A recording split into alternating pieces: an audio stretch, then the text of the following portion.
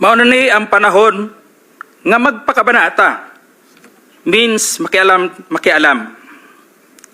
Lisod maging witness rata o maging innocent bystander.